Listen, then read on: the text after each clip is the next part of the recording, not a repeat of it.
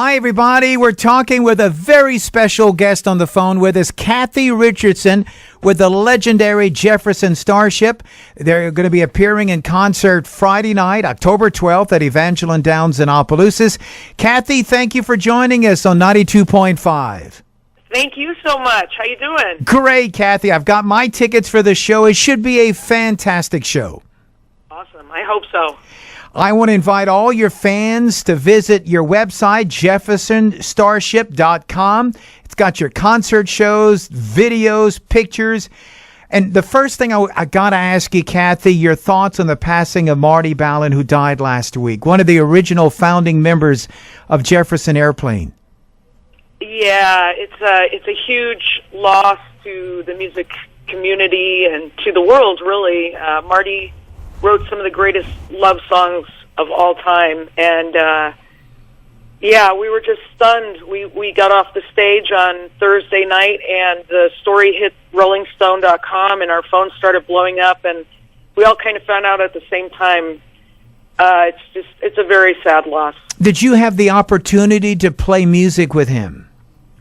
Yeah. When I first joined the band back in 2008, Marty was he would do some shows with the band, and it was just so great. I learned so much from watching him. He was such an amazing frontman, and as well as, songwriter and singer, but the way he commanded a stage was so awe-inspiring to me, and I definitely have learned a lot from that, and I inject that into the Jefferson Starship shows today. Let me find out a little bit more about you and your life, Cathy. How long have you been in the music business? I've been in the business probably since the early 90s. Mm-hmm. I was in high school in the 80s. I had a band that played, and we used to cover Jefferson Starship songs, and Jefferson was one of my, both Jefferson Airplane and Jefferson Starship. Obviously, Grace Slick, the female rock icon, huge influence on me. And I started doing my own band in the 90s. I wrote a bunch of songs, put out a bunch of records myself independently, and toured all over the place in Midwest, the Chicago area where I'm from. And eventually ended up in San Francisco. I was doing an off-Broadway show called Love, Janice, where I portrayed Janis Joplin, which is a whole other story. And consequently was invited to tour with Big Brother and the Holding Company, Janis's band, on the 40th anniversary of the Summer of Love tour. We were on tour with Jefferson Starship. Wow. Where I met the band, and they heard me sing, and they stole me away, and in 2008, I joined Jefferson Starship. So you basically, from what you're telling us, Cathy, you've always wanted to be in the music business, huh?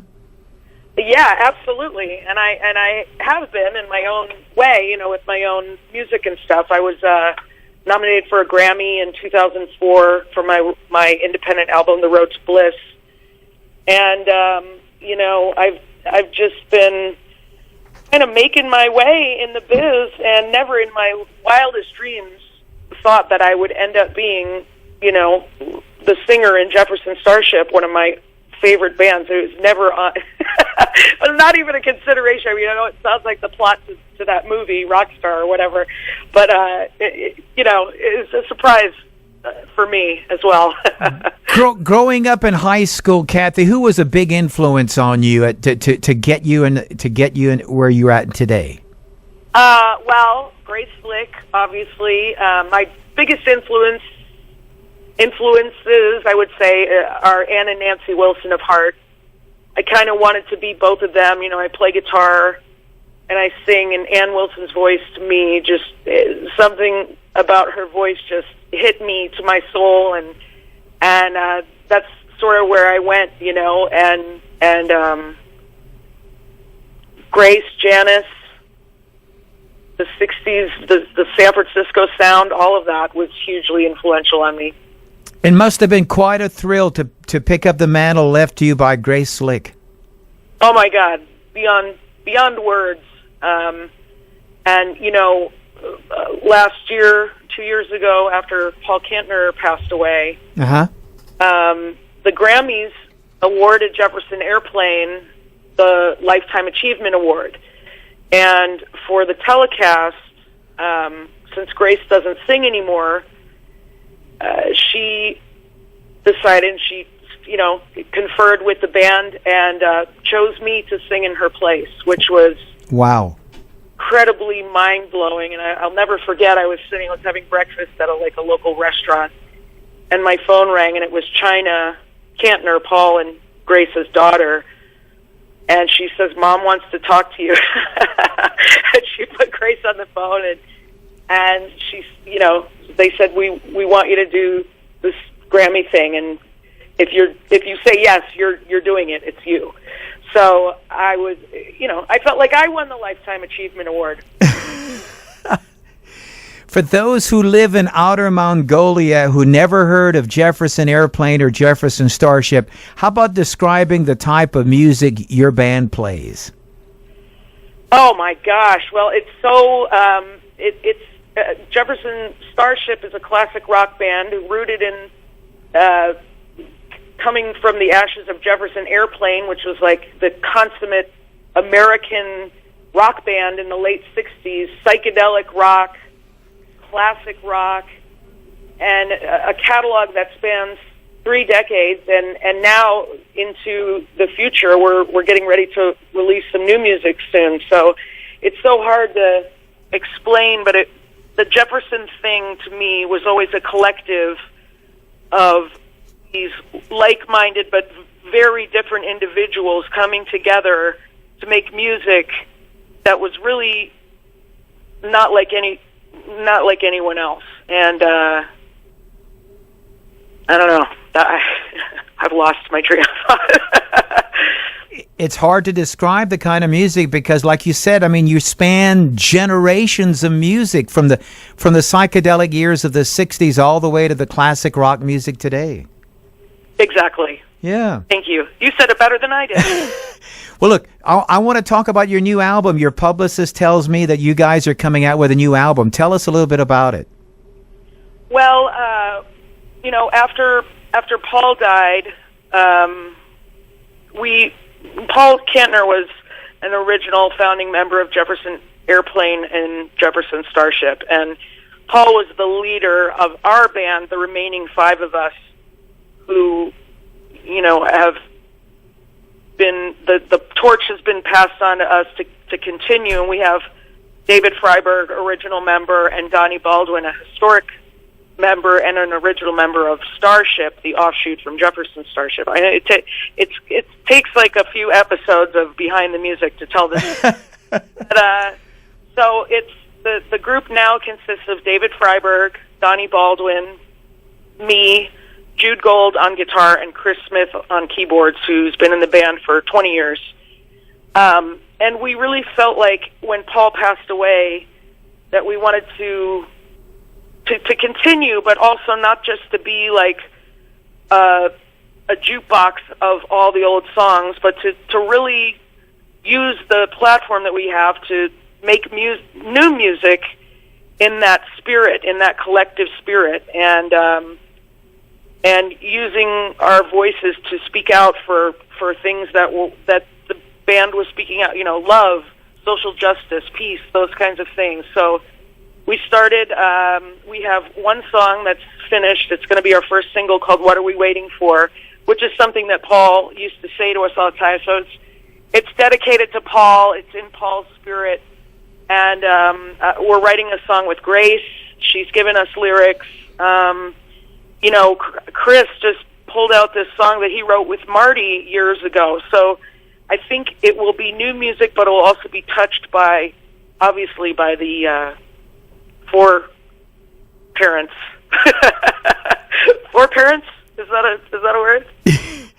But you guys have had such a fantastic history, from Somebody to Love in the 60s to hits in the 80s and 90s like We Built This City.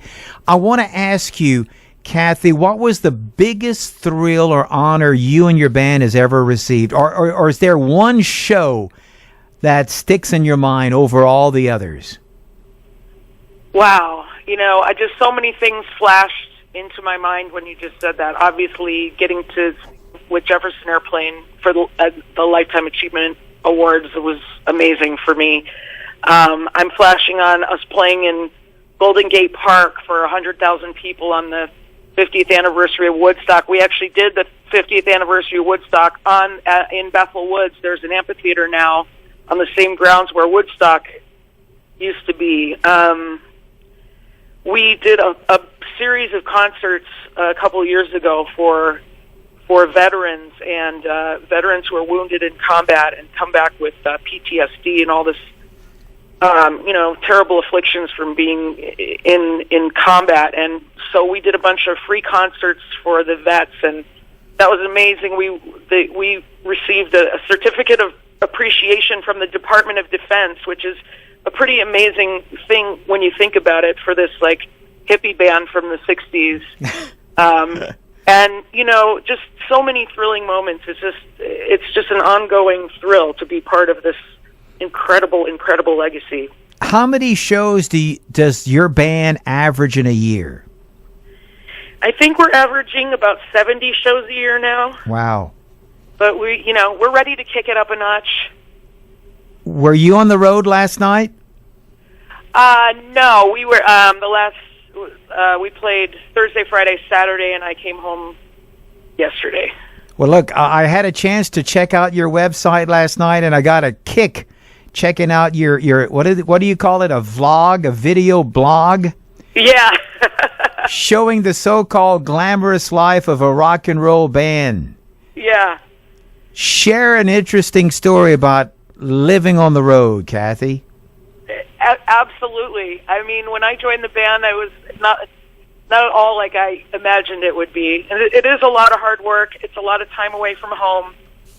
But it's so worth it. It's so rewarding. I love this gig. I love that I was given this platform to sing the way I do at my advanced age. I'm younger than most of the people in the band, but I'm no spring chicken. It's like the youth-driven world of rock and roll. It's amazing to be given this job, which is so perfect for me, and also to share it with all the fans that are out there that this music really means so much to them. It means so many people. Oh, this was my song at our wedding, and it brought me back to the best days of my life, So I think it's really important to keep the music going for the fans. But, I find it interesting that, life is not all that glamorous. People don't know the behind the scenes, what you guys have to go through day in and day out, huh? Right. No, they don't know the lunch meat they're exposed to. Well, just give us a short example of a typical tour stop and what goes on. All right. Well, we might fly into a city. Like, for example, you're coming to Opelousas. You're coming down here to South Louisiana. Give us an idea what's going to be taking place here. All right. Well, 2 days before that, we are playing in Lake Paris, California or something. And then we're going to, on a day off, we're going to fly to Louisiana. Mm-hmm. We're probably going to go rent some vehicles, rent a van and a car, drag all our stuff to the hotel or casino if we're staying at the hotel, or if the casino is the hotel, and go to sleep, wake up, eat breakfast at the buffet, and go to sound check, load in, hang out. There's a lot of waiting around for the equipment to be set up, or waiting around for your chance to go up, and it's a lot of boringness, actually. It's a lot of just waiting, driving, waiting, eating, being on checking your Twitter, Do you ever get tired of playing the songs night after night? No, weirdly, no. And we do have the great thing is that there are so many songs to choose from that if we do get sick of playing a song, we just rotate a different one in, So there's the songs you have to play every night, those greatest hits that people want to hear, but still, I don't know. I never do get sick of playing them. Sometimes I get lost in the songs. I'm like, did I sing that verse already? Yeah, about 50,000 times, but not today. Do you ever forget sometimes, forget some of the words, some of the lyrics to some of the songs? Oh, absolutely. Or I'll just start, like, you're spacing out, you're thinking about something totally different, and then you're like, oh, I've got to sing, and then there'll be like that short blank moment, and then blah, the words will just come out. They're in muscle memory. Do you have a personal favorite out of all from your repertoire? Oh man, well, I really love playing our new song. What Are We Waiting For? Because I co-wrote it, and will you be singing it here in Louisiana in Opelousas? We probably will, yeah. And the really cool thing about that song is that we end it with a jam that, like, it won't be on the record, obviously, but it really is in the spirit of the old Jefferson Starship and Jefferson Airplane, of being able to just stretch out a song and jam and do a guitar solo and get kind of out, So that's my favorite part about performing, is really the stuff that happens that you're not expecting. The stuff that's not planned is what my favorite part. What kind of feeling comes over you, Cathy, when you look out in the audience and you see several generations of fans out there singing the songs with you? It's fantastic. It's wonderful. It makes my job so easy. The music speaks for itself, and the people love it. It's just a thrill. That's great. So what does the future hold? You got a brand new album coming out in the next year? Yes, brand new. Well, it'll be at least an EP, probably at least 4 to 6 new songs. And we're going to be continue touring. We're going to do some international touring.